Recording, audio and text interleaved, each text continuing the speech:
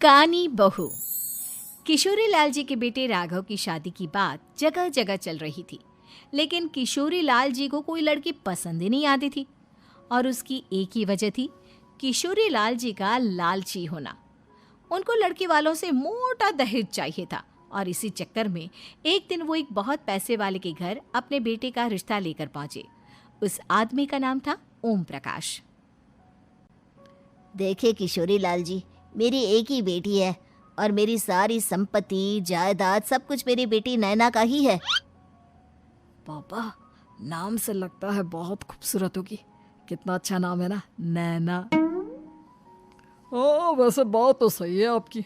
अब इतना पैसा है, जमीन जायदाद है, इकलौती बेटी, आप भी क्या करेंगे? सब कुछ उसे ही देंगे ना। बिल्कुल ठीक पहचाना आपने। बस बेटी की शादी और सारी जायदाद उसके नाम। पापा, बिना देखे हाँ कर दीजिए ना। इतना अच्छा रिश्ता फिर कहाँ मिलेगा? माला माल हो जाएंगे हम। मैं अपनी बेटी को बुलाता हूँ। अरे नहीं नहीं नहीं नहीं, आपकी बेटी का नाम नैना है, सुनकर ही लगता है बहुत सुंदर होगी। रहने दीजिए अंकल, मैं तो आपकी बेटी के नाम से ही इतना खुश हो गया हूँ कि उसे बिना देखे शादी करने को तैयार हूँ। अब तो मैं उसका चेहरा सीधे शादी के बाद ही देखूंगा। और इस तरह राघव नैना का चेहरा नहीं देखता और उससे शादी कर लेता है। शादी के बाद अपनी सुहाग रात पर जब राघव नैना का घूंघट उठाकर देखता है तो नैना की आंखें बंद थी। कितनी खूबसूरत हो तुम नैना, जरा अपनी आंखें खोलकर मेरी तरफ देखो तो सही। नहीं, मुझे शर्म आती है। अरे, मैंने तुम्हें शादी से पहले भी नहीं देखा, और अब अगर तुम आंखें खोलकर मुझे देखोगी भी नहीं तो मुझे अच्छा कैसे लगेगा? इससे पहले कि नैना अपनी आंखें खोलकर राघव की तरफ देखती, अचानक से लाइट चली गई और राघव नैना को पूरी तरह से देख भी नहीं पाया। अगली सुबह नैना राघव के लिए नाश्ता बनाकर लेकर आई। अरे ये क्या, आधा पराठा सीका हुआ है और आधा बिल्कुल कच्चा। ये तुमने क्या किया नैना?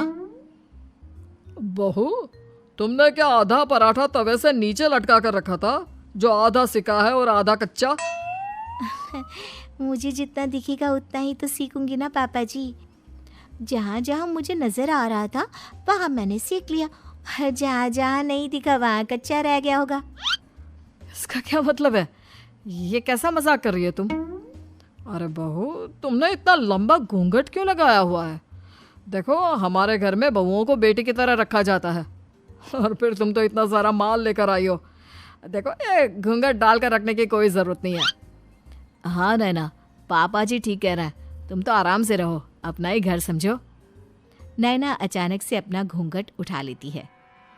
अरे ये क्या पापा, नैना की तो एक आंख फूटी हुई है। नाम से नैना, लेकिन ये तो कानी बहू निकली। मेरे साथ धोखा हुआ है, धोखा। बिना दिखाए अपनी कानी लड़की मेरे संग ब्याह दी। मुझे कानी बीवी नहीं चाहिए। मुझे अभी ओम प्रकाश जी से बात करनी पड़ेगी। आखिर उन्होंने मेरे साथ ऐसा किया क्यों? अरे, आप लोगों ने ही तो पापा से कहा था कि आप लोग शादी से पहले मुझे देखना नहीं चाहते। अब मेरे पापा पर क्यों इल्जाम लगा रहे हैं? अरे लेकिन उन्हें बताना तो चाहिए था ना कि तुम कानी हो, एक आंख से तुम्हें दिखाई नहीं देता। किशोरी लाल और राघव नाराज होकर ओम प्रकाश को अपने घर बुलाते हैं। पापा जी, ये आपने क्या किया? शादी से पहले बताया क्यों नहीं कि नैना की आंखों में परेशानी है? अरे, आप ही ने तो लड़की देखने से मना कर दिया था। अरे लेकिन आप बता तो सकते थे। आपको तो हमारी बेटी की प्रॉपर्टी चाहिए थी, वो भी पूरी की पूरी। अब क्या हुआ अगर उसे आधा दिखाई देता है? प्रॉपर्टी तो आपको पूरी मिल गई ना। अरे ये क्या बात हुई? मेरी शादी प्रॉपर्टी से नहीं, आपकी बेटी से हुई है।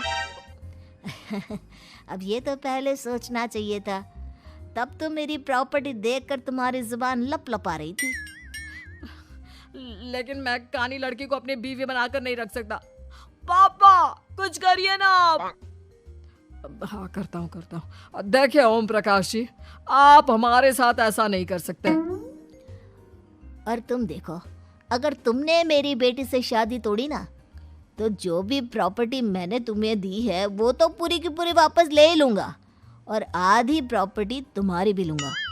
अरे मेरी आधी प्रॉपर्टी भला क्यों लेंगे आप? इसलिए क्योंकि मेरी बेटी को आधा नज़र आता है और उसकी नज़र अभी तक तुम्हारी आधी जायदाद पर ही पड़ी है। अब तुम उसे घर से निकालोगे तो कुछ तो लेकर जाएगी ना। और अगर हम आपकी बेटी को अपने घर की बहू बना कर रखे तो?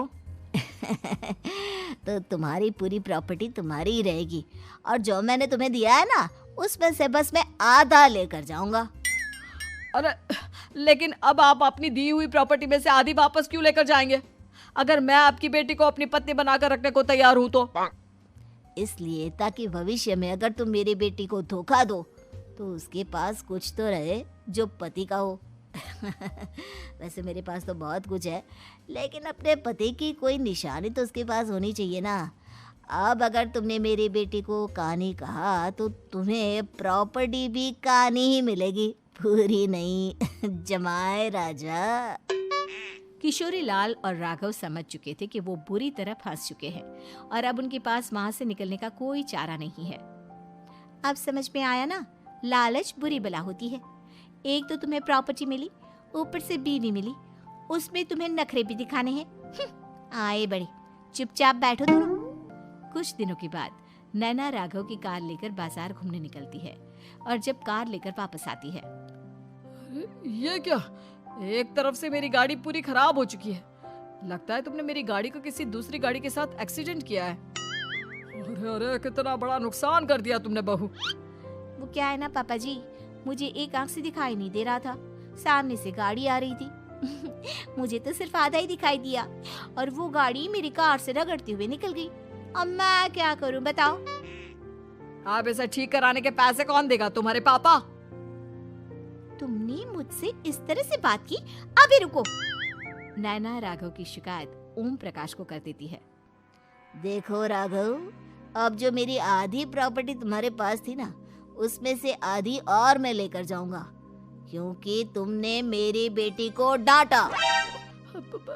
अरे नहीं नहीं पापा जी, गलती हो गई, माफ कर दो। गलती की तो कोई गुंजाइश ही नहीं। अगली बार मेरी बेटी को डांटा तो बची हुई आधी में से आधी और ले जाऊंगा। लालच के चक्कर में हम दोनों ने बहुत बड़ी गलती कर दी बेटा। एक तो तुम्हें कानी बहू मिली और ऊपर से जो माल मिला वो भी काना। इस तरह राघव की हर एक गलती पर ओम प्रकाश उसकी प्रॉपर्टी का आधा आधा हिस्सा लेकर अपना सारा माल वापस ले गया और राघव को कानी बीवी से काम चलाना पड़ा। भाई लालच वाकई में बुरी बला है।